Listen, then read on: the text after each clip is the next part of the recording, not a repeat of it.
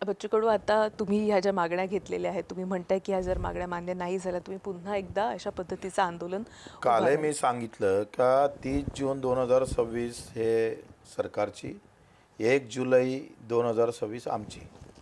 4 ठिकाणी रेल्वे जाम करू आम्ही आणि एकही माणूस रस्त्यावर राहणार नाही.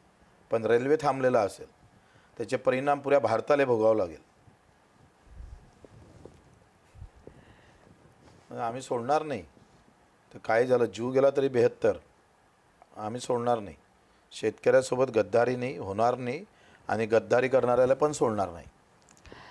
अ, शेतकरी आज तुमच्याकडे आशेनं पाहतो, एवढ्या मोठ्या प्रमाणावर तो आलेला आहे. त्याच्या ज्या काही मागण्या आहेत, तुम्ही म्हणताय तत्काळ त्याच्या मागण्या ज्या काही आहेत, ह्या आचारसंहिता किंवा ह्या सगळ्या प्रोसेसमध्ये तुम्हाला वाटतंय की प्रॅक्टिकली आता किती पॉसिबल होतील किंवा कशा पद्धतीनं ह्याच्यामधला काही सुवर्ण मध्य असा काढता येईल, तुमच्या काही संकल्पना असतील कसं आहे, तुम्ही लक्षात घ्या, मुख्यमंत्र्यानं टी व्हीवर येऊन माध्यमाला काय सांगितलं, कर्जमाफी देणार?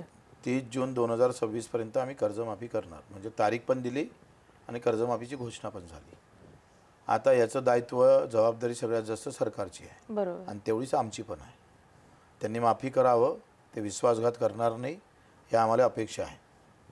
तेवढा विश्वास आहे. विश्वासघात झाला तर त्यांनी आमच्यावर विश्वास ठेवू नये. आमच्यावर विश्वास ठेवू नये. हां, आम्ही चिरफाड करून टाकू, आर पार